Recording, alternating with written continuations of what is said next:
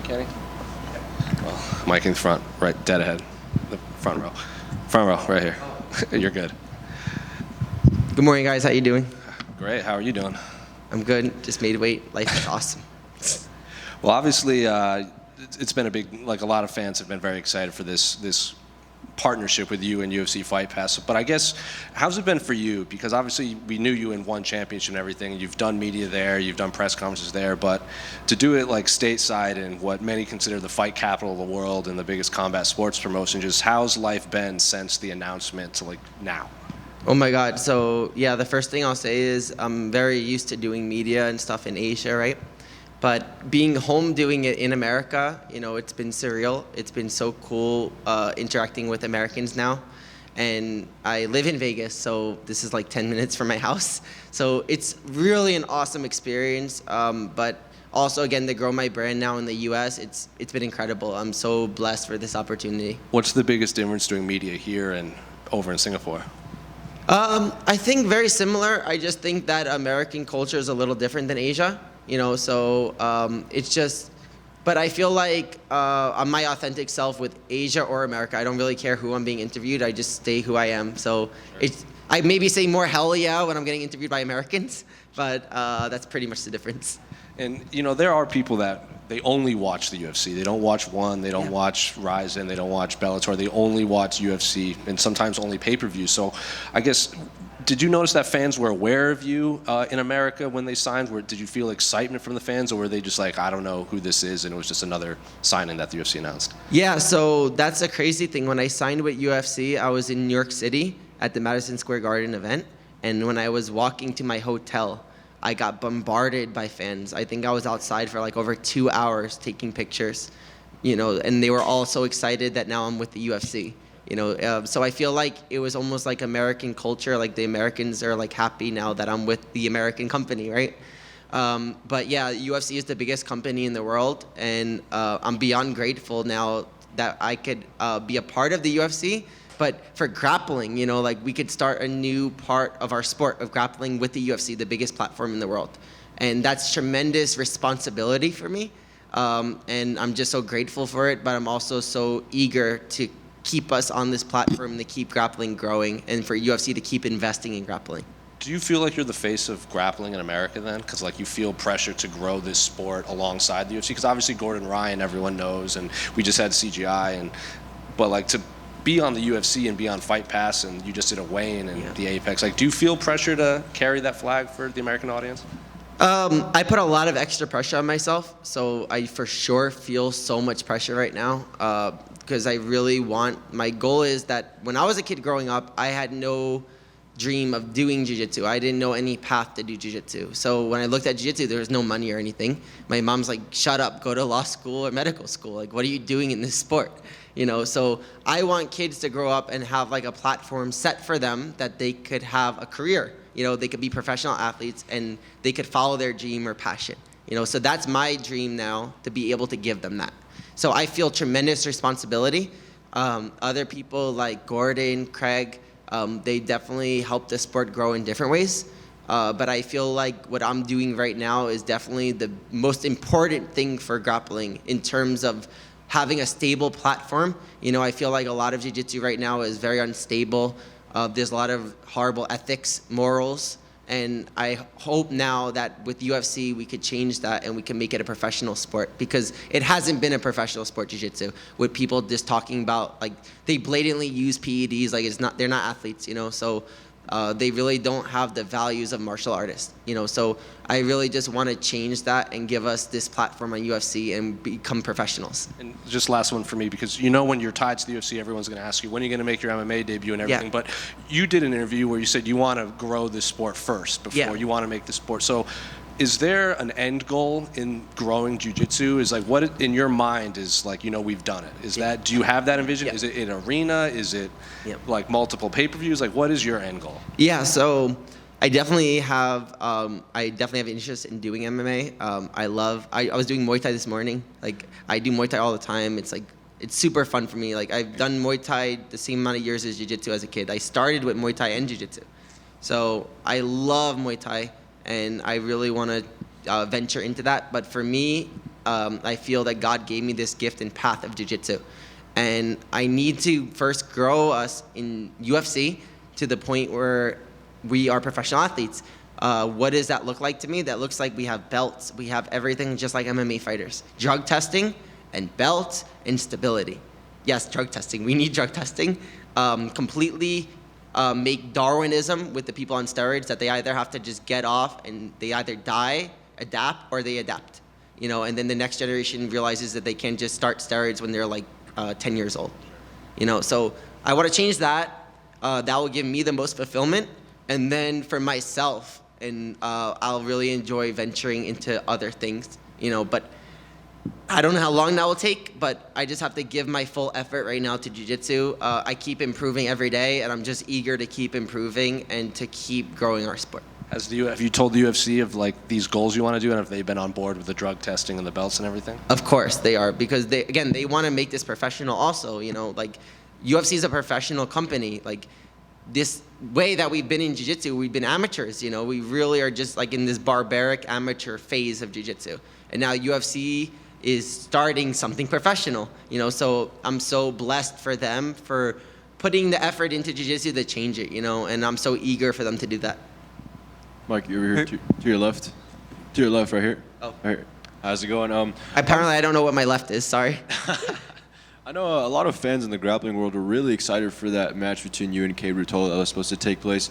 Is that something you still would like to get back one day further down the line, whether it's under any other tournament or something like that? Yeah, definitely. I was really confident with the match with Kade, and I was really pissed off that it didn't happen. I thought it was really unfair of him for accepting the match a month before CGI, considering how tough of a tournament that was for him and how much that's going to destroy his body. It wasn't really a good play for him to choose to fight me like 3 weeks after, like a month after, So, and then he pulls out, So I just felt like that was kind of messed up that he did that. He didn't message me or anything, and then his attitude after I didn't really like. But yeah, I would love to have a match with him. I prepared a year to have a match with him. I was in camp for so long, so that's why I have some frustration with that. I really like Kade. We were friends for like a while, so it'd be an honor to grapple with the best lightweight in the world. I'm always looking to challenge myself and push myself, and I know that would be a great challenge for me. And I hope in the future me and him could get that match in, because I was so ready for the match in September. Sure. Now, speaking of CGI, obviously it was a great success in terms of for the growth of the overall sport of grappling, and a lot of people attribute that to the pit style they went with. So are you a fan of that? Because I know a lot of the guys on FPI said that they'd like to see pit style matches going forward here. Yeah, 100%. I've been pushing them to do pits also. I think that this way of with the mats without any walls is outdated now, because people could run away. They could use that as an advantage. So you'll see a lot of people in the past, they'll place themselves at the edge of the mat, so anything that happens, they could just fall off the mat. So that's not good for us in grappling. So we need to change that ASAP, and they're working on that for sure. So yeah, we need to get rid of that. And Craig was so great using the pit from Karate Combat. So that was a great innovation he gave to our sport.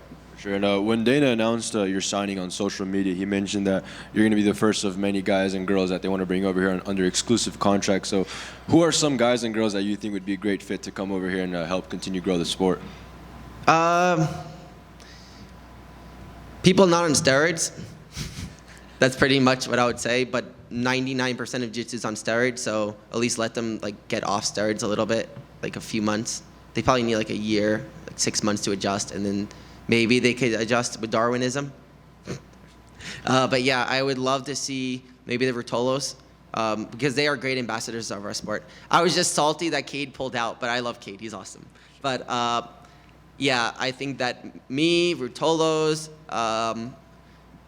a few other people, but I think that that's probably the first 3 people that come to my mind, because of what we represent with jiu-jitsu, not taking steroids. We're more martial artists than the generation that we're in right now.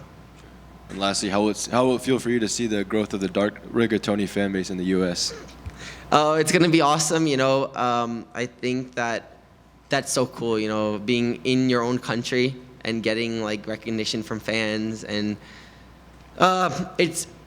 But when I think about it, I don't really think about it for myself. I just think about it as responsibility for me, because every time I grow my name and my brand, I could use that to help us grow our sport. So I just see it as more motivation for me to keep going, keep training harder, keep getting better, and to keep using that for God and to follow the path that God has for me. Hey, Mikey, right up here. Mikey, this year, obviously personally for you, it's huge, but in general with Jiu-Jitsu, I mean, you've got more tournaments, more big events, more money, more showcases. And once upon a time, like you brought it up, there just wasn't a big future, like to have a career. You know, you own a school or maybe you go into MMA, but just strictly Jiu-Jitsu, the big future wasn't there. Can you describe just how big this year has been for the sport in general around the world? Yeah, so definitely. Jiu-Jitsu, again, like we just said before, the tournaments you made zero money from. So you had to do seminars, you had to own a gym, you had to switch to MMA because there's literally no money in our sport. So you have people sacrificing their whole bodies and lives, doing this one thing that you're not even making money. You know, it's kind of sad to think about, right? So this year now with like the CGI, with $1 million tournament, with one championship even making it more professional, with how everything is growing with professional grappling. It's been growing, it's been skyrocketing, you know? So to the point now where UFC is finally getting on board, where now they're investing in it, and now it will become now it's gonna be a professional sport, you know? So it's been amazing to watch the growth of Jiu-Jitsu, you know? Probably one day there'll be a movie about this whole growth of Jiu-Jitsu, how it started to now. I know fans really love that you're a proponent of, hey, you know, the whole aspect of Jiu-Jitsu is the smaller athlete can defeat a bigger one.